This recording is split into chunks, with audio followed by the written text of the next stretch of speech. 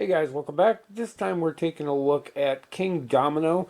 This is the Royal Pack variant you can get from, I think it was Barnes& Noble. And it was a pretty good deal because it comes with the base game, the Age of Giants expansion, and a little extra thing. I'll talk about basically the base game and the extra Royal Pack here in this. I'll do a separate video for Age of Giants since that's available on its own. But for the base game here, get this out. It's actually quite a small box, and it's a great little game that I think is great for families. It's easy to learn. Even non-gamers can pick it up really quickly, and it's a lot of fun. So we're going to get right in and take a look.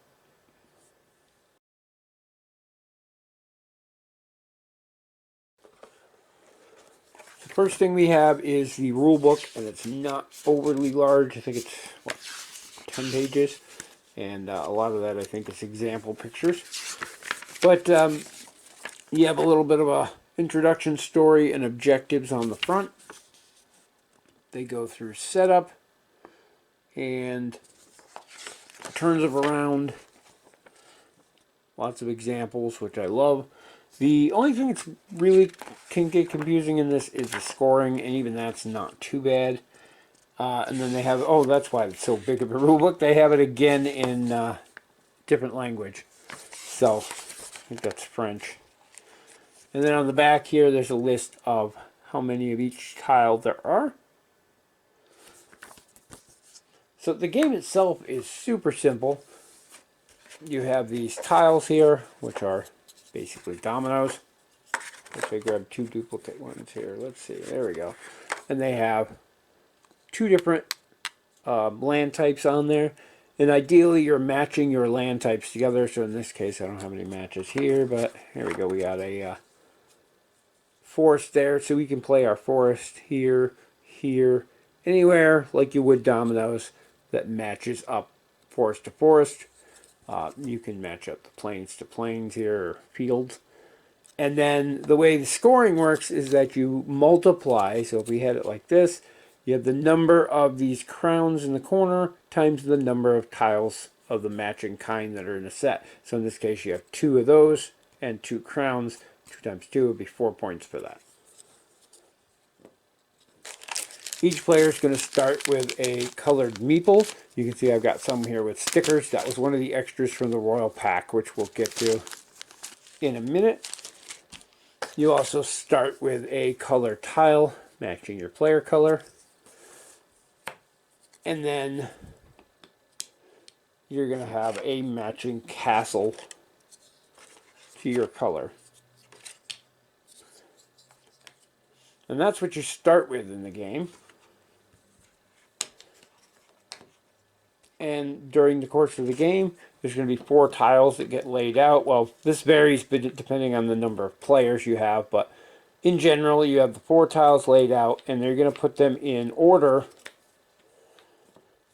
from the least number to the highest number. And then you flip them over.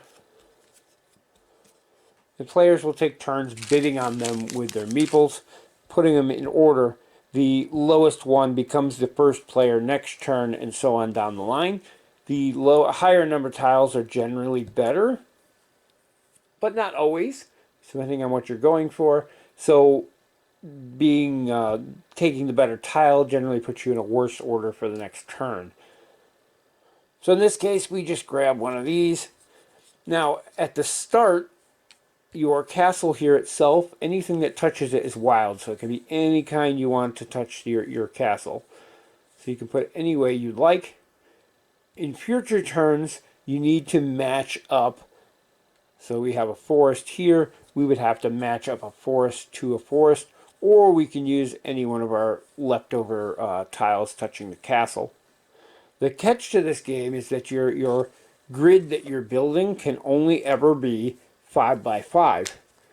So if you do this, and then this way, there's your 5 by 5 with the castle in the center. However, that's not always the case. Sometimes you go this way. Now you have a 5 by 5 with the castle in the middle and the side. Sometimes you can go like this. Now the castle's in the corner. Just keep in mind you waste these wilds when that happens. But you can never exceed 5 by 5.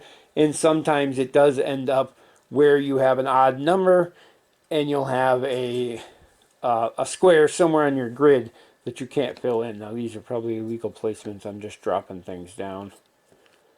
But every now and then you'll get, I don't even know how to do this on purpose. It happens sometimes. There we go. So if it was like this, and then we had another row down here, we cannot use this space now because we've gotten our 5 up. We cannot go up any farther. So basically we're going to have one square up there, and then we're going to have one square down here that we cannot use because of that. We do have one more row, I think, this way. No, that's all the rows that way. We got one more row this way, that's what it is. But anyway, that happens sometimes, so you got to be careful of that. If you can't place a tile, you do not get credit for it. So say there's a tile out there with water, you've used up all of your spots next to your castle, and you draw a tile with water, you have no water to match it with. Well, you could match it on the plains on that side, but for the example of this, if you have nowhere you can place a tile, you actually do not get that tile, and it's wasted. So you got to keep that in mind throughout the course of your game. And that's pretty much it. You're alternately going to be taking these tiles, and you're trying to build matching color sections up. So we've got our forest here, and then we put some more forest here. Ideally, we want to get this over like that. We can get another forest here, and so on. And that is how you build out your kingdom. And then, like I said, when you're done, you're going to take the number of crowns. So in this case, there are 3 here, times the number of tiles, and there's 8 tiles. 3 times 8, 24, gives you your total for the that section. So you just score 24 for that. You got 2 here and 4, so that's going to score you 8 more, and so on throughout your kingdom. And that's pretty much all there is to the game. There's going to be a set number of tiles based on your player count, and like I said, there's a different amount that's going to show up out on the row based on your players. And when the tiles run out, or nobody can place a tile, the game's over. You total up your points. Super fast, super simple. There's a ton of different tiles. There's the rare mountains, swamps, grasslands, fields. What do we got here? I think that's everything. We got water and the forest. I think that's all the different types. And then they go from double ones like this to half and half to ones with multiple. Some of the mines can get up to 3 crowns at a single mine. So you can score really well on them, but at the same time there's fewer mines than anything else in there, so the chances of you getting more and being able to put them together get slimmed down. There's also a little bit of play off the other players in there. If you see somebody already has a big thing of mines and they're about to draw one of these 2 times or 3 times multipliers for it, then maybe you want to take that. Even though it doesn't score you as many points, you can deny it from them.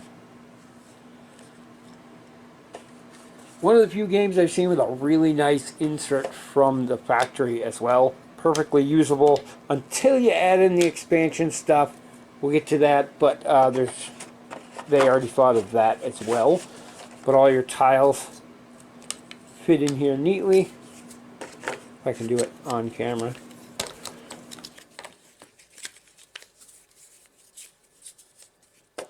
All your tiles fit in there neatly. The starting tiles go in this little hole. The castles fit right in here.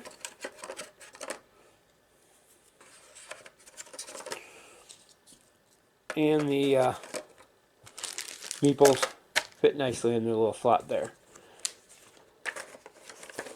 Book on top. And the lid, and we're good to go. Overall, I think it's a great little game. Like I said, it's easy to learn and pretty easy to teach to even non-gamers. So it's a great introductory game to get them into gaming. And it doesn't take too long. It's like 10-15 minutes a game. Click through, you're done. We usually play 2 or 3 games back to back when we play it because it's so quick. And it makes a great filler in between other games or while you're waiting for people to show up, or at the end if you got a little bit of time left before your gaming session's over.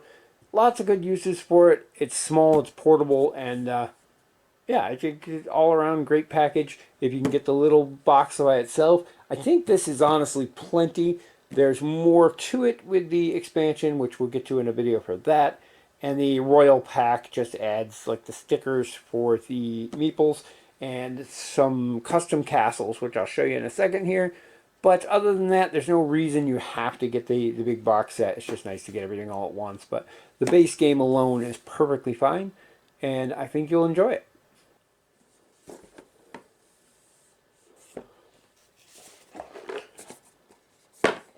Now we have the other piece of the Royal Pack, which is this little red box here. And it's very hard to open because there's no little thumb indent or anything on it. But there is not a lot to this. So it came with a sticker sheet, which had the stickers that went on your meeples. So they only gave you one of each, and you have two meeples of each, depending on the player count. Sometimes you use two. So that was kind of interesting that they only gave you the one. You can also do it only on one side of them. But not a huge issue. They're just there for cosmetics anyway. But that is something that you get with the Royal Pack. I think you can buy that as like a promo thing too. And then they also have these unique castles, which are different for each of the player colors.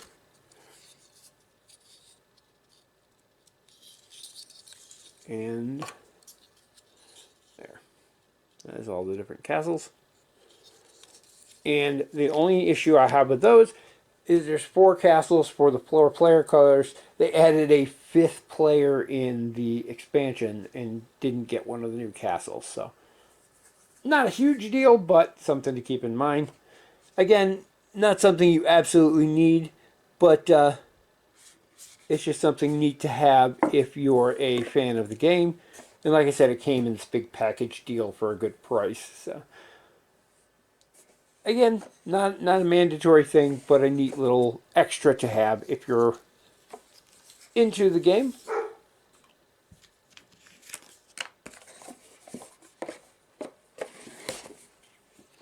And the last bit we have for the Royal Pack here is the Age of Giants expansion, which I'm going to do a separate video on for itself because it is an expansion. Sometimes people are looking for just videos of the different pieces, so you can check that video out. It should be up probably not long after this one. So that's going to wrap it up for our look at the Kingdomino and the Royal Pack here. It does have a nifty little storage box. I think I'm going to put the lid on before I flip this over. I don't know if I'm going to keep this, but yeah, I think they do have a nice description on the back of all the different things included too. So it's a really neat little pack, and you can get it for a decent deal if you can find it. I got this at Barnes & Noble's, but I think some other places sell it too. I don't think it's exclusive, so definitely worth checking out if you're interested in the game. Kingdomino is a great little game. And like I said, though, there's nothing wrong with getting just the base box, too. But anyway, that's going to wrap it up for this. As always, thank you guys for watching, and we'll see you in the next video.